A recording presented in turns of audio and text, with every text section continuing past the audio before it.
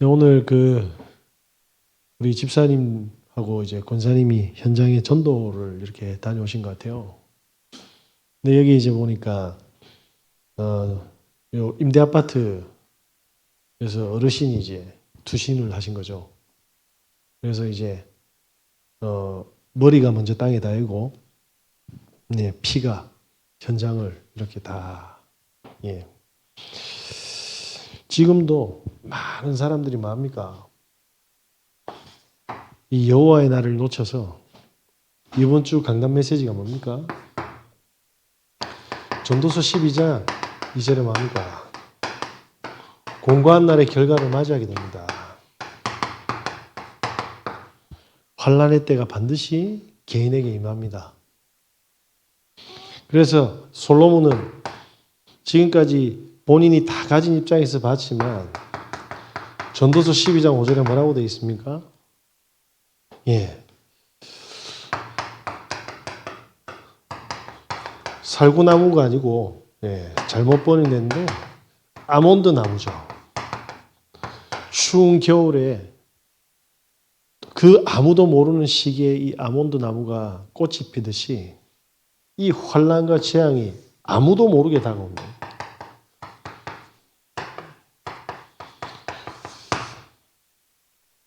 예, 성경에는 왜 아무도 모르게 나눈답니까? 사단의 역사입니다. 사단이 지도새도 모르게 뭡니까? 사람들의 환난을 할 때 쉽게 말하면 재앙을 맞도록 세팅을 해놨습니다. 사자가 먹이를 잡으러 갈 때 이렇게 요란스럽게 가지 않거든요. 그죠? 눈치 못 채게 아주 갈증을 뭡니까? 해결하는 물을 마시는 그 타이밍에 온통 신경이 다른 데가 있을 때 그 타이밍에 조용히 지도새도 모르게 합니다. 사단이 뭡니까? 아무도 모르게 뭡니까? 덮칩니다. 어느 정도로 메뚜기도 뭡니까? 지엄나무. 열매도 뭡니까? 마지막 식량인데 그 식량을 짊어질 힘조차 없는 겁니다. 먹을 힘조차 없게 되는 거죠. 무슨 말입니까? 단 하나의 희망이 없는 상태입니다. 그러면서 정욕이 그친다고 합니다. 정욕이 뭡니까? 정욕의 열매를, 예,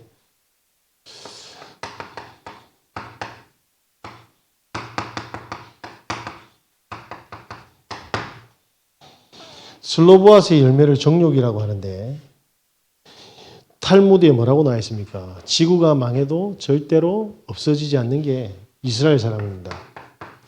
그리고 염소고요. 그리고 나무 중에는 슬로보아십니다. 그런데 어느 정도 멸망하느냐 하면 이 정욕조차도 그친다고 되어 있어요. 환란이 들어닥치면 뭐죠? 막을 수가 없는 겁니다. 이렇게 솔로몬이 이야기를 했는데 이스라엘 사람들이 들었겠습니까? 안 들었어요. 그래서 남유다와 북이스라엘을, 예, 분리의 응답을 받았는데 이때 예레미야서 5장 52장 1절에 11절의 내용이 뭡니까? 예루살렘의 멸망입니다. 신자들의 멸망이죠. 신자들을 멸망시키는데 어떻게 멸망시키느냐? 물론 구원받은 영혼은 멸망받지 않겠죠. 근데 하나님의 나라의 축복을 뭐합니까? 못 누리도록 속일 수는 있습니다. 그래서 이 이유가 뭡니까? 예, 하나님의 것이 아닌 이스라엘이 하나님이 가장 싫어하는 악행을 저지른다고 되어 있습니다. 뭐가 가장 악행입니까? 제가 어저께 시간이 조금 남아가지고 집사람하고 이제 중고차 단지에 가서 차를 좀 봤어요. 왜냐하면 너무 싸게 올라와가지고 싼 게 비지떡이지 않습니까? 근데 딜러가 너무 선하게 생긴 겁니다. 친절하고. 알고 봤더만 이분이 또 가격을 또 거기서 또 더 깎아줘. 나중에 알고 봤더니 교회 집사님이고 저는 뭡니까? 교회 목사잖아요. 그래서 제가 소개를 했죠. 그러면 갑자기 태도가 막 90도입니다. 근데 그 차가 뭐냐면 노란색 페인트 칠이 돼 있거든요. 예? 어린이 보호 차량. 집사람은 절대로 이거 사면 안 된다. 노란색 그 도색을 안 하고 어떻게 타고 다닐 거냐? 나는 괜찮다. 내가 타고 다닐 거니까. 우리 아파트에 세계에서 제일 비싼 슈퍼카가 있어요. 람보르기니. 그거 SUV가 노란색이거든요. 그 옆에 세워놓으면 몰라. 슈퍼카 두 대인 줄 알겠지. 예, 나는 된다는데 집사람은 절대 안 된대. 예, 절대 안 된대. 그래서 알았다 하고 오는데 이 차가 사고 차량이거든요. 근데 사고가 나도 달릴 수 있는 차가 있어요. 근데 절대로 사면 안 되는 부위가 있거든요. 근데 이분이 절대로 사면 안 되는 부위에 사고 났는데 파는 거죠. 무슨 말이면 내 목 사는 것도 알아. 저는 그 집사님을 어떻게 보겠습니까? 인상 선하다. 근데 제가 알잖아요. 사람은 모두 창세기 3장에서 시작하는 거예요. 내색했겠습니까, 제가? 너무 선한 수고 많으시다고. 사람들이 까타시러울 건데 타보고 브레이크 해보고 다 해보고 안 깎아준다고 삐끼고 가고 막 이래서 사는 게 쉽지 않을 겁니다. 그런데 뭐합니까? 저는 보이잖아요. 이분이 어떻게 살아가는지가. 무늬만 교인인 겁니다. 목사한테 잘해줬다 못했다가 아닙니다. 팔면 안 되는 차를 파는 거예요. 제가 그걸 몰랐었겠습니까? 제가 생긴 게 띠비하게 생기니까. 예. 그렇습니다. 사실은 당할 수 있는 외모를 가지고 있죠. 근데 제 안에는 하나님이 있으니 이렇게 뭐합니까? 하나님의 기준이 아닌 모두가 자기 기준입니다. 그러다 보니까 사단이 뭘 노렸습니까? 52장 12절 23절이 뭐죠? 성전을 파괴시켰어요.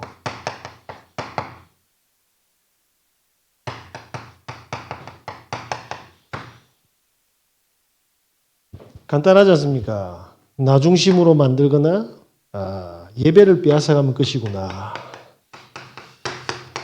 왜? 예배를 빼앗으면 복음은 사라지잖아요.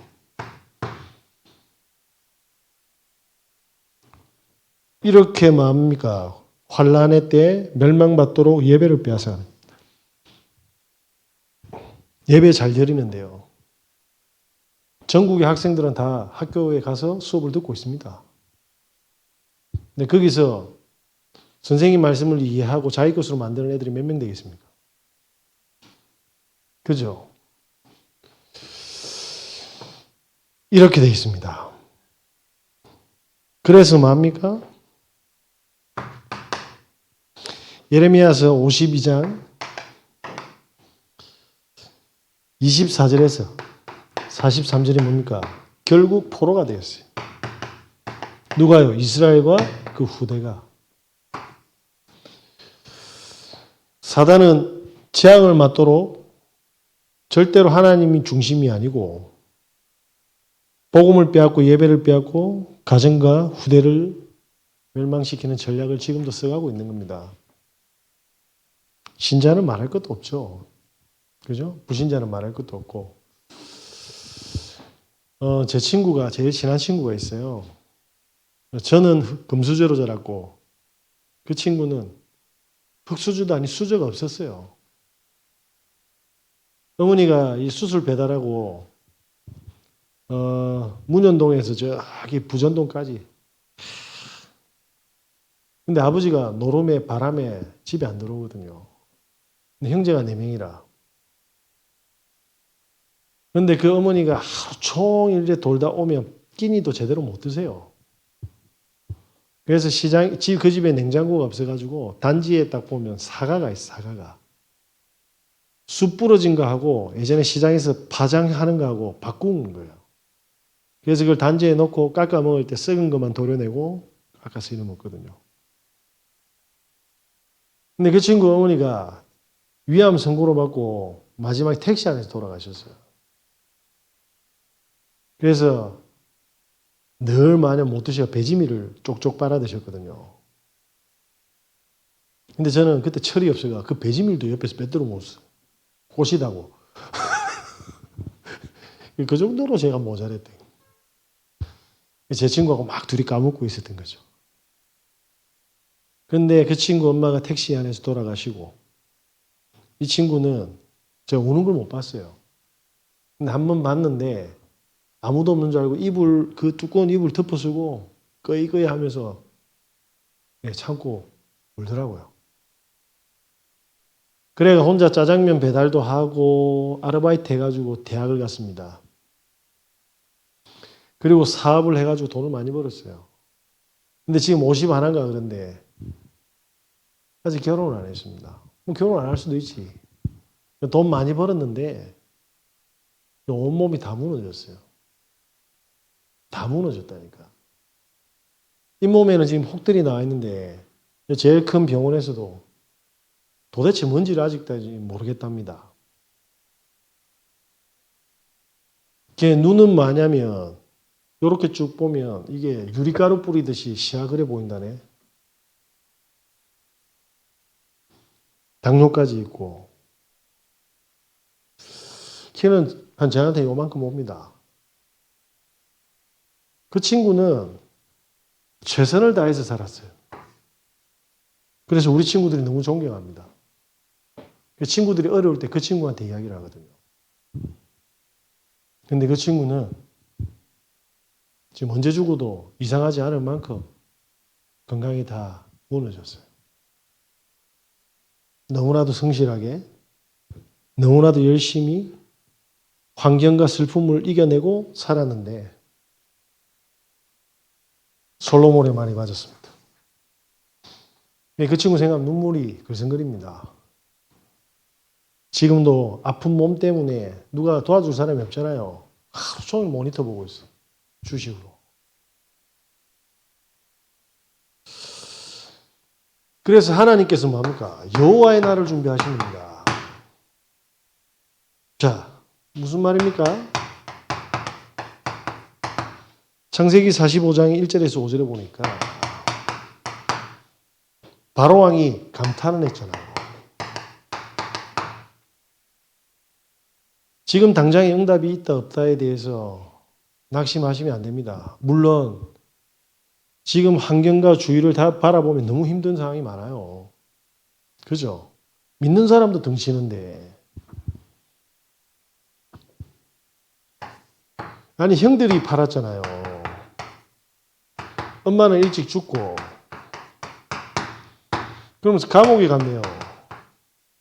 그런데 총리의 날을 하나님 준비하신 겁니다. 이게 불신자하고 다른 겁니다. 최선을 다해서 살았는데 다 무너지는 겁니다. 공고한 날. 그런데 하나님께서는 어떻게 합니까?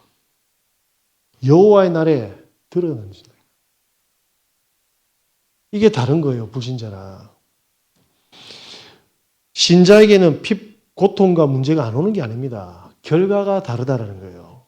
결과가. 출애굽기 보겠습니다. 5장의 1절에서 12장 51절이 뭡니까? 완전히 망했잖아요. 어릴 때 부모를 물에 띄어서 입양 보냈지 않습니까? 굉장히 외롭게 혼자 살았잖아요. 그러면서 뭡니까? 억울하게 현상수배의 살인자가 되었습니다. 도망갔어요. 그리고 80세 노인이 되어서 인생에 단 하나도 희망이 없는 사람으로 섰는데 뭡니까? 지도자가 되었다니까요. 출애굽의 증인으로 지도자로 세웠다니까요. 뭐죠? 여호와의 날. 우리에게는 지금 돌아보면 하나도 뭡니까? 풀 같은 뭡니까? 희망도 없을 수도 있습니다. 덕계지교에 가가지고 그 맛있는 삼겹살 구워주더라고요. 좀 목사 돈 없는데 또 삼겹살 이야기하네. 그렇게 바라보지 마시고 삼겹살 고기 냄새가 붉고 연기가 하는데 집사람이 서울과 부산에 처음 내려왔을 때 간증하면서 울더라고. 삼겹살이 지글지글 굽히는데 집딸이 브라우스 이래가지고 근데 삼겹살 냄새 다 배기면서 뭡니까? 와, 우는데 제가 당황했다, 고기 굽다가. 너무나도 힘들고, 외롭고, 병든 모질이 만나가. 그러면서 하는 이야기 뭔지 아십니까?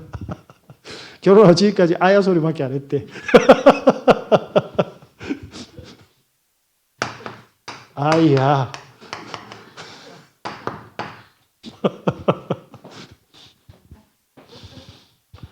뭘 바라봐야 됩니까? 저의 얍삽한 혀로 집사람을 또 속여야 됩니까? 여호와의 날이 때. 그죠? 저는 모릅니다. 하나님이 준비하신 날이 있어요. 그런데 중요한 건 그렇게 울었는데 안 망했어 아직. 웃으면 안 되는데 왜 웃음이 나오지?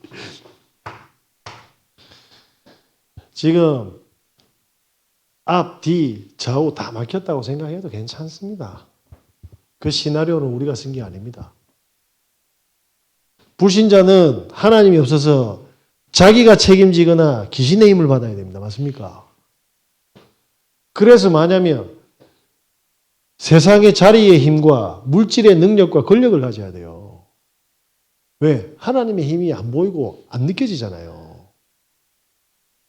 그런데 모세도 몰랐는데 하나님이 확인시켜주고 체험시켜 주셨어요. 여호와의 날을. 저와 여러분께서 그래서 나의 하나님을 바라봐야 될 줄 믿습니다. 사무엘상입니다. 7장, 17장, 이거는 골리앗이잖아. 7장에서 1절 15절이 사무엘 이야기잖아요. 태어난 어린 사무엘을 어디로 보냅니까? 언약궤가 있는 성전에 보낸 거예요. 육신적으로 얼마나 이게 슬픈 이야기입니까? 엘리가 제대로 밥을 줬었겠어요? 그런데 여호와께서 뭘 준비했습니까? 시간 관계상 다 생략하고 사도행 19장 21절이 뭐죠? 로마입니다. 우리에게 지역 복음화 할 준비를 하나님이 해놓으셨어요. 우리 인생의 모든 스토리는 우리가 살고 있는 지역 복음화에게 돼. 이거 안에서 해석하지 않으면 이게 어떻게 이해가 됩니까? 죽었다 깨어나도 그래서 불신자는 뭡니까? 뛰어내려야 돼요. 아무리 노력해도 뭡니까? 지금 밖에 나가면 날씨 얼마나 따뜻합니까? 봄바람 살랑살랑 불고 벚꽃 피는데 뛰내리 분다니까요. 119 아저씨들 힘들게. 그래서 소방사 대원들이 동기들이 있다고 출근 안 하면 엄청 긴장하지 않습니까? 가는 스스로 목숨 끊어보세요. 너무 많이 봐가지고.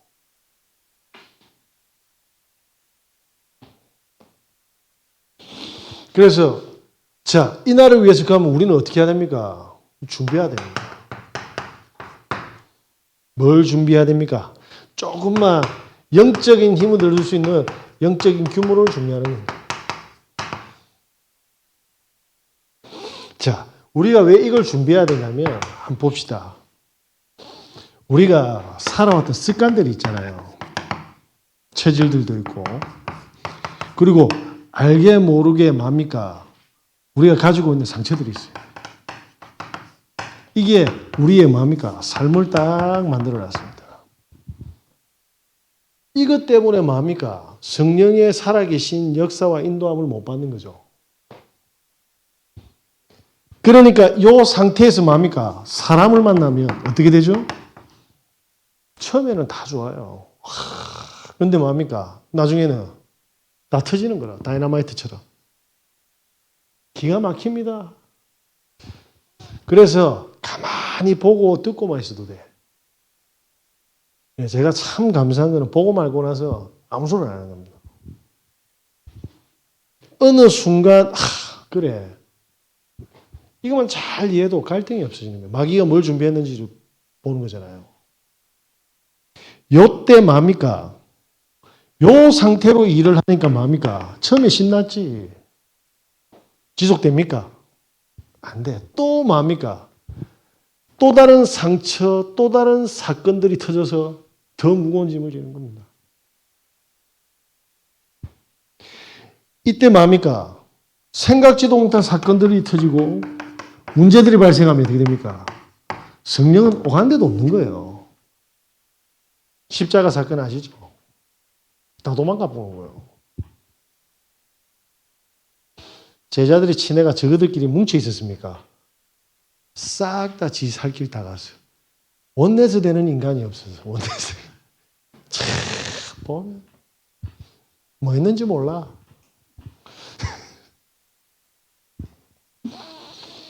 그래서 뭡니까?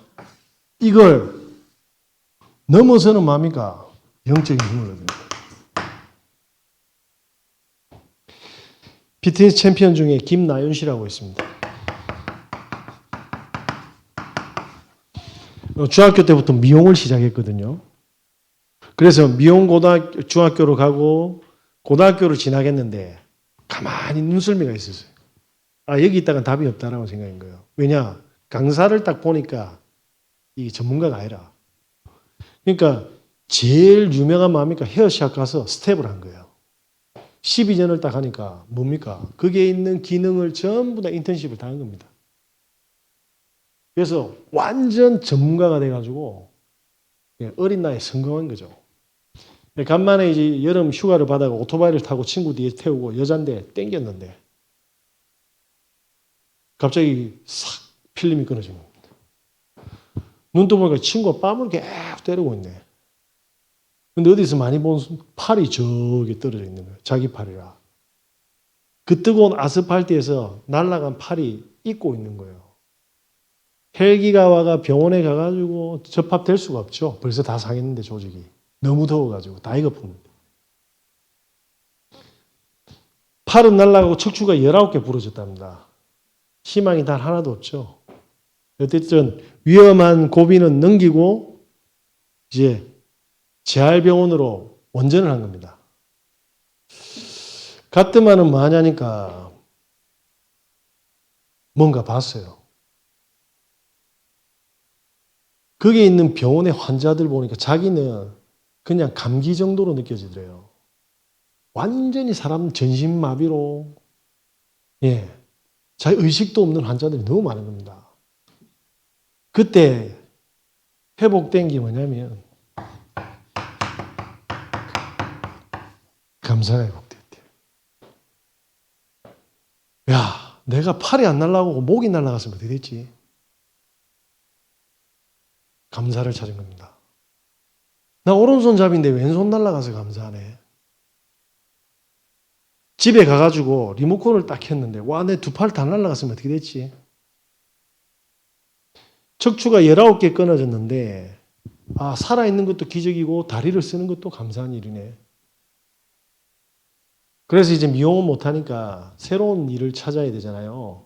그래서 바디 프로필을 찍었는데 멋지게 찍으려고 하드 트레이닝을 하는데 본인을 도와주는 그 헬퍼 하시는 분이 박사님이라. 근데 그분이 하반신 불구예요. 휠체어를 타고 다니는데 이분이 이제 한 개 더 하다가 이제 토 나오고 이제 절대 불가능한 상황에 딱 돼서 이제 못 하겠다라고 생각했는데 그분의 다리를 본 거예요. 저분은 얼마나 이 통증을 감사하고 행복하게 그리워할까?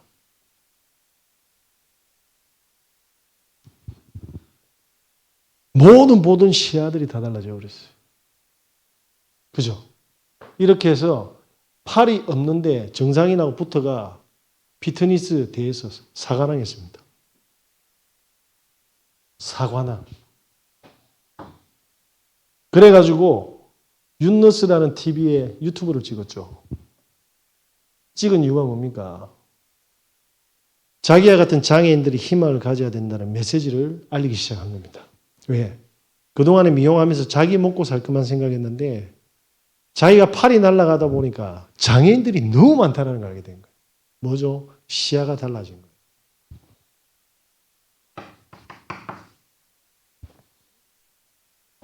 그러면서 비장애인들에게는 내 같은 병신도 열심히 사는데 너희들 뭐하노라는 힘을 주는 메시지를 또 던집니다. 자, 팔 날라간 사건이 재앙이었습니까? 다른 세계에 눈을 뜨고 축복을 누리는 전환점이었습니까? 우리에게는 하나님의 나라 보좌의 축복이 있음을 믿습니다. 오늘 우리가 가지고 있는 모든 문제를 가지고 우리는 또 속아요. 돈 좀 안 들어오면 속아요. 그죠? 남편이 확 하면 속아요. 옆에서 야옹야옹 하면 속는다니까.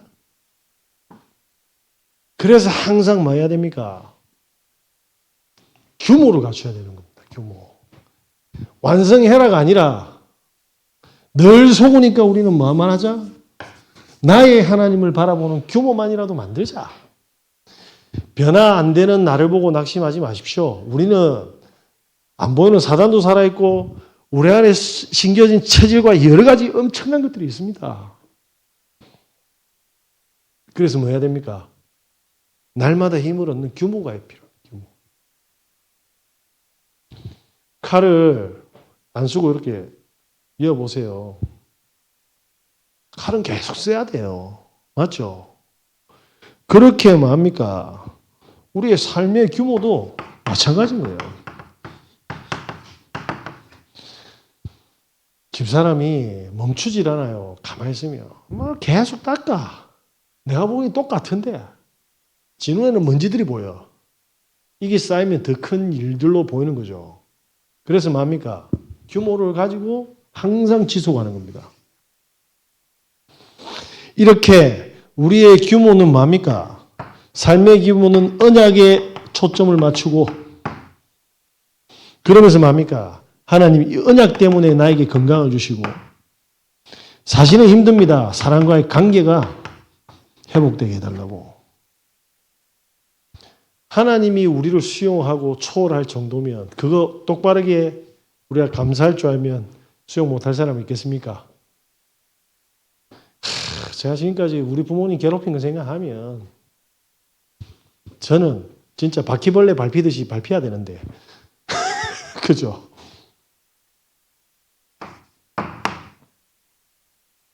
자, 그래서 우리는 지금부터 뭐 해야 됩니까? 조금만 이제 전문성의 규모를 갖추는 겁니다. 규모라는 말은 지속이죠. 우리는 늘 속습니다. 우리는 늘 뭡니까? 삶이 지옥 같아요. 그래서 늘 무능합니다. 이 세계를 날마다 뭡니까? 준비하는 겁니다. 그래서 저는 하나님, 저는 상태가 별로 안 좋아도 우리 성도님들은 살려야 될 거 아닙니까? 하나님 주시는 말씀을 주십시오. 그래서 우리 성도님이 현장에서 빛을 발할 수 있도록 주셔야 됩니다. 현장에서 승리하도록. 그죠? 하나님의 말씀을 힘있게 전달해서 승리하도록, 성취되도록. 결론입니다.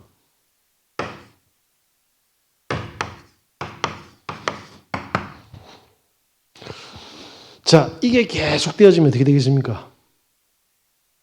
사람들이 모입니다. 사람들이 많이 모이는 걸 보고 뭐라고 하죠? 황금어장이라고 합니다. 요즘에 플랫폼이라는 말을 쓰더라고요. 우리 주위에 사람이 모이기 시작할 겁니다. 이때 뭡니까? 하나님, 들을 사람이 누군지 기도하는 겁니다. 그러면서 뭡니까? 하나님, 들은 사람 중에 구원받을 예비된 사람은 누구고 제자는 누굽니까? 듣기에 제자 선생님이 저보고 너무 잘생겼다 하더라고. 다음 주 또 가려고요. 시력이 안 좋으신 것 같아. 자, 이게 없으면 어떻게 돼요? 솔로몬이 헛되다고 했잖아요. 우리에게 하나님은 나를 준비하셨습니다. 불신자는 이사 가는데도 나를 잡잖아요. 그죠? 우리에는 하나님이 준비한 날이 있습니다. 지금까지 많은 상처, 아픔, 문제 가지고 속지 마시고 나의 하나님을 바라보고 힘을 얻어서 삶과 전문성과 영적인 규모를 날마다 회복하시는 은혜 있으시길 예수 그리스도 이름으로 기도드립니다.